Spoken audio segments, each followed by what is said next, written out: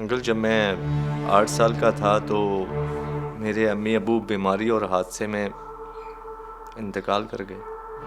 बाबा, मैं आपको क्लियर कर देती हूँ, मेरा उसके साथ ऐसा कुछ नहीं है। वो मुझे शरीफ लगा और उसने मुझे खुद प्रपोज किया है और मैंने आपको बता दिया। लेकिन अंकल, कुरान में किरत से पढ़ता हूँ और दीनी अहकामात भी मैंने सारे सीख लिए हैं और उनका पाबंद भी हूँ। ठीक है, ये तो हम यतीम खानों में आम सिखाते हैं। वैसे भी हर मुसलमान को ये आना चाहिए। ओहो, मार देते सादिक भाई, मार देते। किसी काम की नहीं है ये life. No wife no life. क्या आज कोई यतीम पैसेंजर मिल गया था? चलते चलते रब के भरोसे। अंकल, जब मैं 8 साल का था तो मेरे अम्मी अबू बीमारी और हादसे में इंतकाल कर गए। तुम्हारी कफालत किसने की है? अंकल, वो मौलाना साहब ने मुझे बैतुल रहमान यतीम खाने में डाल दिया और वहीं से मैंने बीकॉम कंप्लीट किया। बैतुर रहमान याद नहीं आ रहा। अंकल, वो जो बाईपास मोड़ पर है। वो तो मुझे पता है, लेकिन तुम्हें कभी देखा नहीं। आप वहां पर आते थे? ट्रस्टी हूं वहां का। 1-2 चक्कर लगते हैं सालाना। हाँ जी, वहां पर सारे बच्चे लाइन में खड़े होकर नाते और रायते सुनाते थे और आप सब बच्चों में मिठाइयाँ और कपड़े तकसीम करते थे। लेकिन वहां के तमाम बच्चे तो गवर्नमेंट स्कूल में पढ़ते हैं। जी अंकल, इसीलिए तो पढ़ाई में कमज़ोर रहा हूँ। बस बीकॉम ही की है।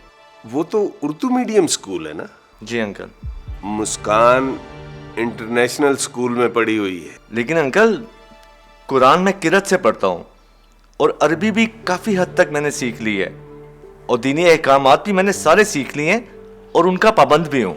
ठीक है, ये तो हम यतीम खानों में आम सिखाते हैं। वैसे भी हर मुसलमान को ये आना चाहिए।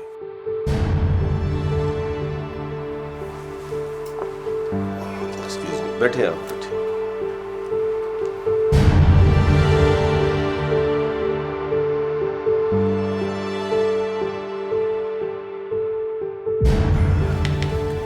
देखो बेटे, लड़का तो वो अच्छा है, शरीफ भी है, लेकिन एजुकेशन कोई खास नहीं है। और तुम चार्टेड अकाउंटेंट हो। लेकिन मैंने कौन सी जॉब करनी है? अगर करूँगी भी तो घर पे।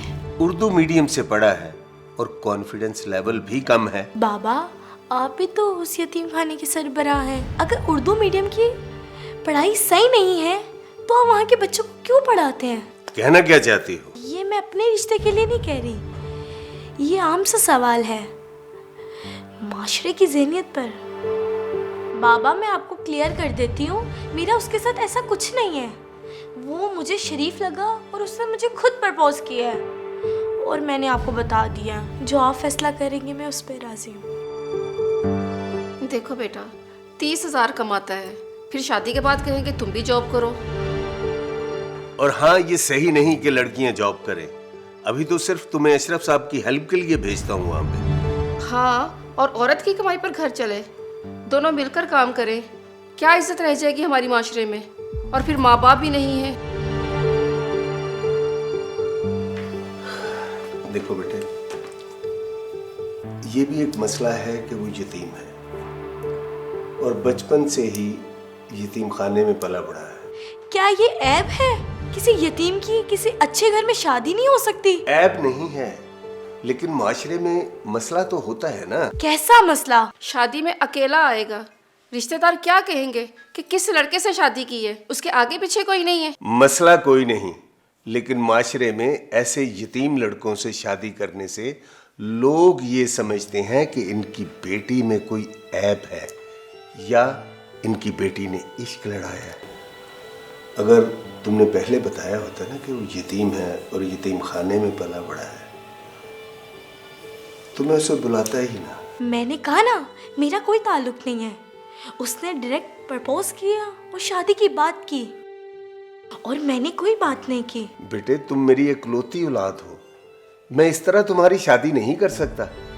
कम से कम कोई अच्छी फैमिली हो जिसका कोई स्टेटस हो, क्योंकि माशरे में हमारा भी कोई स्टेटस है। अगर एक यतीम से शादी करने से आप दोनों की इज्जत में कमी आती है तो मैं आपके फैसले में राजी हूँ। मुझे तुमसे यही उम्मीद थी बेटे। मगर आप मेरी बात मान सकते हैं एक? क्या? मैं कल से वहाँ जॉब पर नहीं जाऊँगी। मैं भी यही चाहता था। मैं अशरफ साहब को बता दूंगा।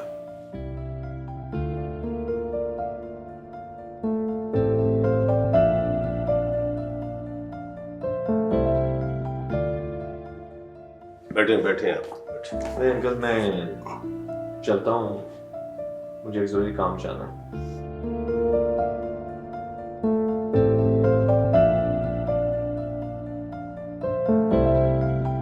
और अंकल, आप कल से मुस्कान को जॉब पर भेज दीजिएगा।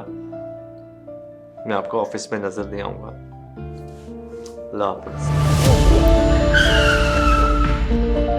मार देते सादिक भाई, मार देते। किसी काम की नहीं है ये life. No wife no life. इस मुल्क में किसी को कानून की फिक्र नहीं है। ट्रैफिक लाइट रेड थी और वो फिर भी निकल गया। पता नहीं यार लोग क्यों नहीं सोचते, किसी को मार के चले जाएं, वो मर गया बेचारा, को कोई फिक्र नहीं होती। कैसे लोग हैं, किसी की बीवी, किसी का बच्चा, हद है। कुछ नहीं होगा, यतीम हो जाएंगे ना। यतीम खाने हैं ना जहां असलम जैसे साइको प्रोड्यूस होते हैं। असलम भाई रिलैक्स। बाहर निकला, टैक्सी कॉल की और आप मिल गए। चलो कोई तो मिला जिससे तुम बात कर सके। तुम्हारी टेंशन कुछ तो कम हुई और शायद यहीं से कोई रास्ता भी निकले। नहीं सादिक भाई, अब मैं मुस्कान से शादी नहीं करूंगा, क्योंकि उसके वालिदैन की सोच इस तरह की है कि हमारी सारी जिंदगी मुश्किल ही रहेगी। वैसे वो चाहते तो ऐसा अमल कर सकते थे कि जिससे उन्हें एक अजर अजीम मिलता, उनकी आखिरत बन जाती। वो क्या? भाई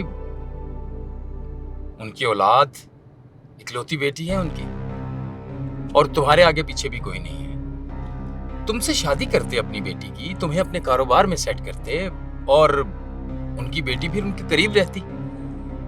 अगर वो ऐसा करते तो एक बड़ी नेकी होती। क्या उनको इसका बड़ा अजर नहीं मिलता? और सादिक भाई, किस दुनिया में रहते हैं आप? यहाँ ऐसा कोई नहीं सोचता, सबके सब कानून बने हुए हैं। जो जिसने कमाया वो यही सोचता है कि वो उसने खुद कमाया है, कुछ अल्लाह ने नहीं दिया उसको। लेकिन अफसोस इस तरह का माशरा हो गया हमारा। अल्लाह ने यतीम की तकरीम का हुक्म दिया है और हम यतीम खाने बनाकर एक जगह सब यतीमों को इकट्ठा करते हैं और सारी जिंदगी एहसास महरूमियत का अकद बना रहता है उनके दिल में, और वो एहसास कमतरी का शिकार हो जाते हैं। और फिर इन्हें इसी मुआशरे में अपनी बेटियों के साथ शादी करने के लिए भी कबूल नहीं करते। अच्छा, तुम जानते हो कि ऐसा क्यों होता है? क्यों?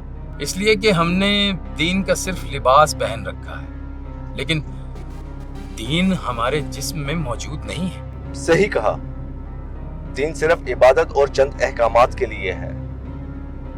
जिंदगियां तो हम अपने मुआशरे की राइट सोच के मुताबिक ही गुजारते हैं। जब तक दीन हमारी जिंदगी के हर उमूर में नाफिज नहीं होगा, ये सोशल प्रॉब्लम खत्म नहीं होगी। ये ताबूत सिर्फ और सिर्फ दीन ही खत्म कर सकता है। अगर ये हमारी कौम को समझ आ जाए तो ले भाई, आपकी डेस्टिनेशन आ गई। अपने कोई डेस्टिनेशन नहीं सादिक भाई, कोई नहीं।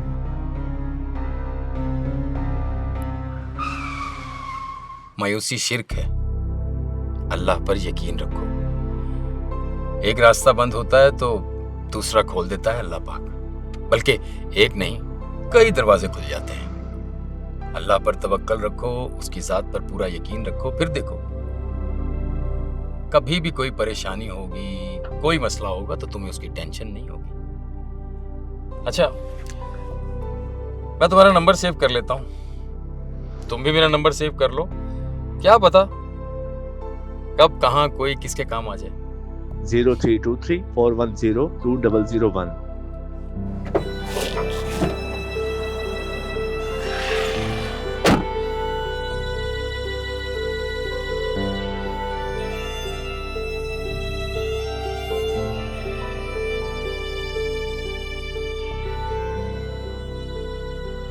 अम्मी,